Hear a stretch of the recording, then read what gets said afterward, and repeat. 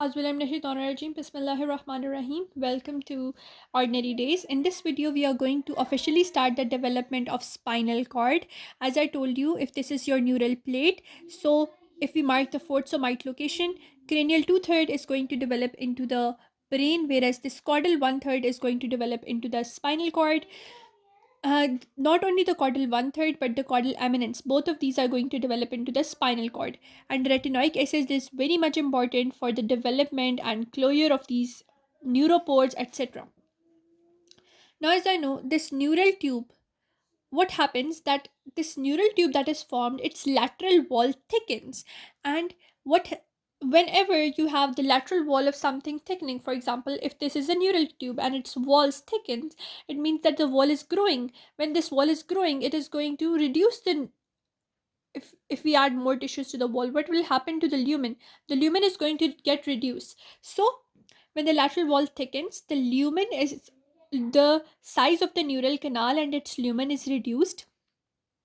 At ninth to 10th week, there is minute central canal of the spinal cord that forms. So they are saying that when there is this neural canal, firstly it is very much wide, but after a lot of time, what happens, it starts to fill the gap in it, start its lateral walls start to proliferate, and it, the lumen, it becomes very much small, that it reduces in the ninth and 10th week to the central canal of the spinal cord. That is a very small thing. Now what happens, initially what happens, that this neural tube has an epithelium. This is our neural tube and it has an epithelium in its lateral walls. This epithelium is pseudostratified columnar neuroepithelium. Pseudostratified means that gives a false appearance of stratification, and it's columnar type of epithelium. And since it is epithelium related to our neural apparatus, so we call it neurothelium. So pseudostratified columnar neuroepithelium. So if we can draw it something like this, there will be columnar cells, but there will be false stratification of these columnar cells. Now these neuroepithelial cells, they are going to form three zones. One zone is this ventricular zone, which is the medial most zone. Then we have the intermediate zone. Then we have the lateral most zone, which is the marginal zone. The ventricular zone, this zone, the medial most zone, is going to develop into neurons as well as the macroglial cells. This intermediate zone is also known as the mantle zone, whereas this exterior zone, which is the marginal zone, it makes the white matter of the spinal cord, which is axons are present in over here. These axons have their nerve cell bodies that are coming from brain, spinal ganglia, and spinal cord. So three.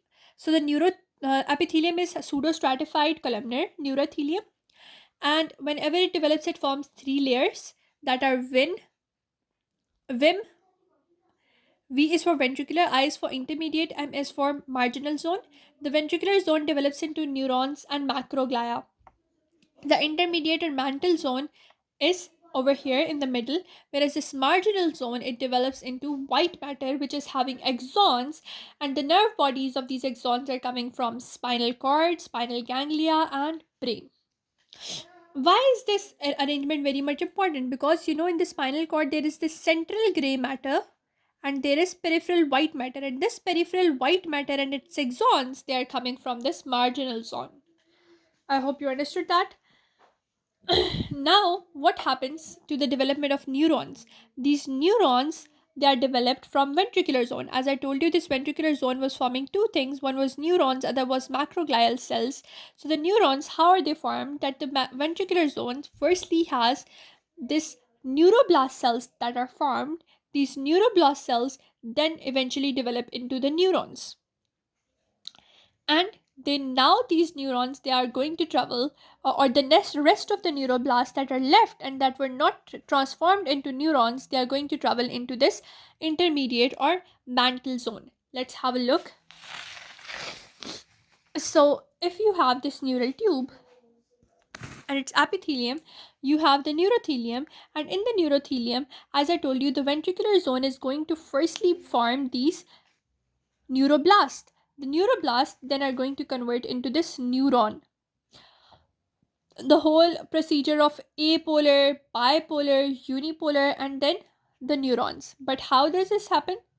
You can remember the ABU principle, that is apolar, then bipolar, then unipolar, and from the unipolar you get the neuron. So this is how your neuroblast in the ventricular zone is converted into the neuron. Similarly, you have the microglial cells. Let's talk about them later. Now these macroglial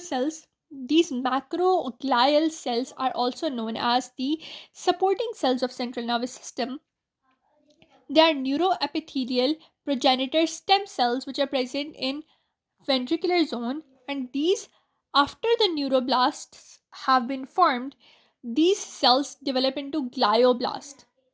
Now these glioblast, they can be converted into astroblast, they can be converted into oligodendroblasts, and the rest of the glioblasts, they can move similarly like the rest of the neuroblasts that moved into intermediate zone. The rest of the glioblast, they are going to go into intermediate as well as marginal zone.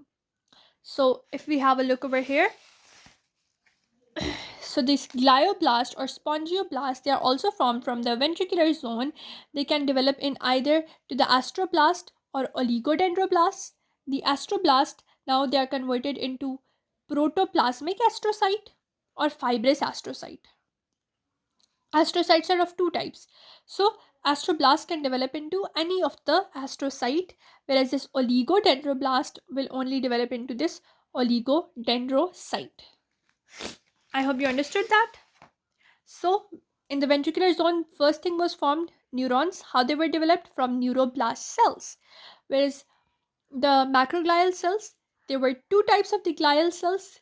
They actually developed from glioblasts that formed the astroblast and oligodendroblast. The astroblasts then further form the astrocytes, which can be protoplasmic, which can be fibrous, whereas oligodendroblast only formed the oligodendrocytes, and the rest of the glioblasts then they moved to the intermediate, that was this second zone or the third zone, that is the marginal zone. Now remaining cells, after forming in the ventricular zone, there are a large number of cells. Firstly, they form the neuroblasts, then they form the macroglial cells, and if they are left, the leftover cells, the remaining cells, they are going to form the ependymal cells. These ependymal cells then will make the ependymal epithelium, and this ependymal epithelium, it makes the lining of the central canal of spinal cord. You know, this medial most region, it is having the central canal portion. So where does the epithelium of this central canal come from? This epithelium comes from the ependymal cells of the ventricular zone. So this is how the ependymal cells of the central canal of spinal cord are formed. Now remaining ventricular zone cells, they are converted into these ependymal cells, which make the epithelium of choroid plexus or the epithelium of central canal of the spinal cord. With that, we are done with the epithelium, etc., the ventricular zone. Now, apart from these neurons, these glioblasting or supporting cells, these ependymal or epithelial or cells of the central canal, we also have certain microglial cells.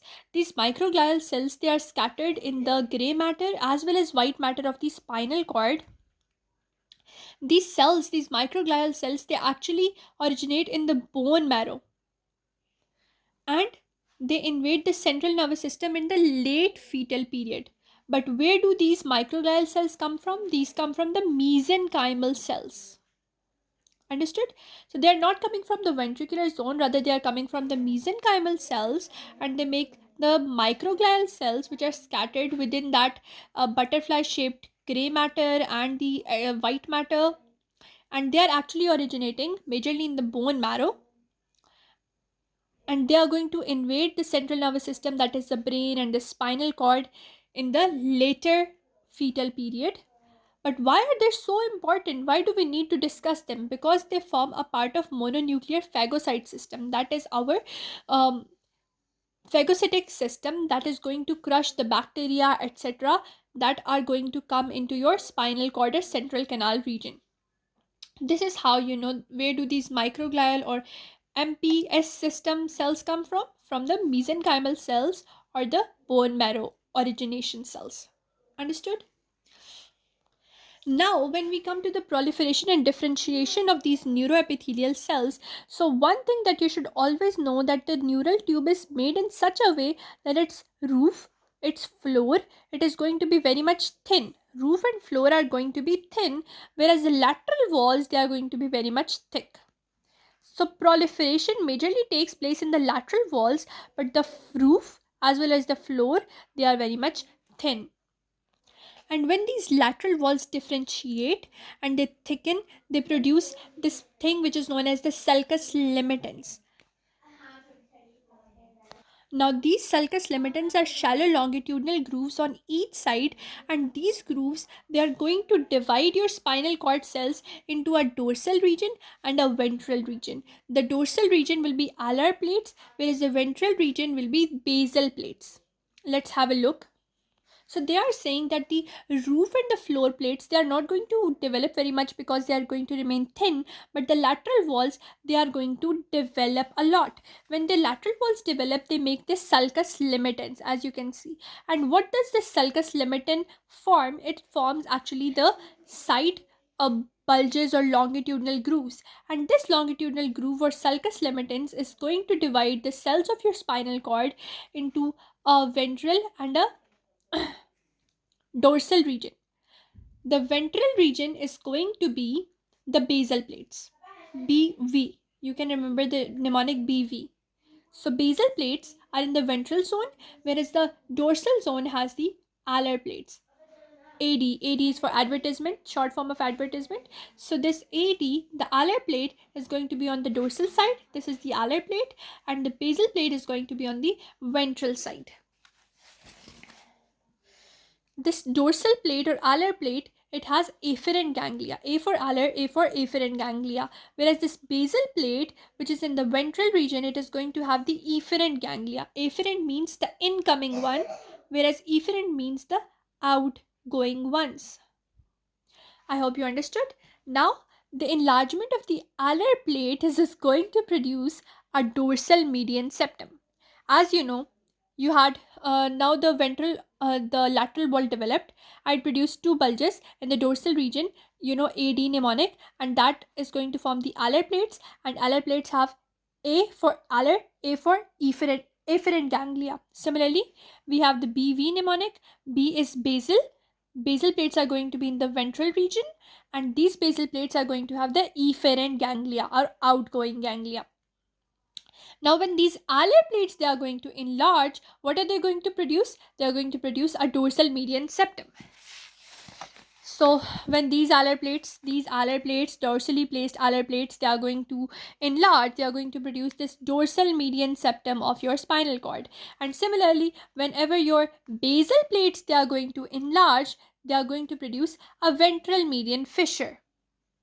If you know the anatomy of the spinal cord, you know that in the dorsal side we have a septum, whereas in the ventral side we have a fissure. So elongation or differentiation of these alar plates produces dorsal median septum, whereas these ventral basal plates produces this ventral median fissure. Understood?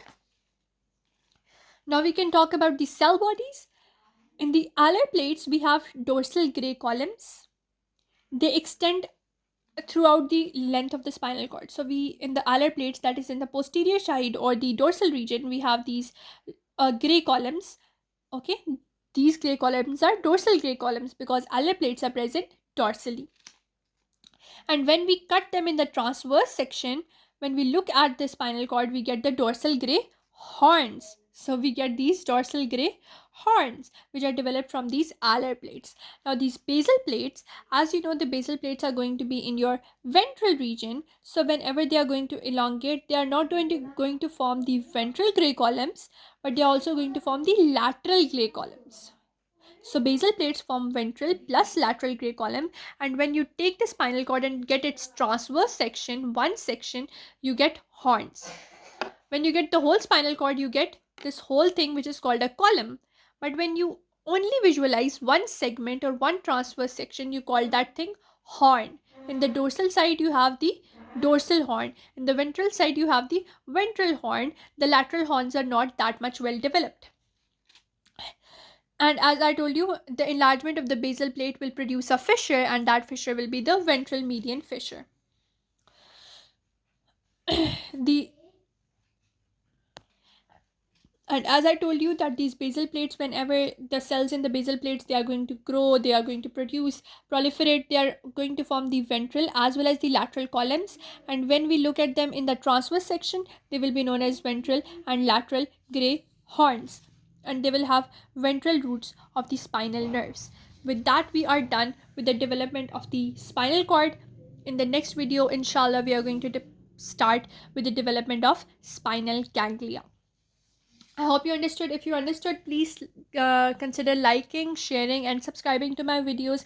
If you find anything that you could not understand through my video, please let me know in the comments below, because it helps me to better the quality of my stuff.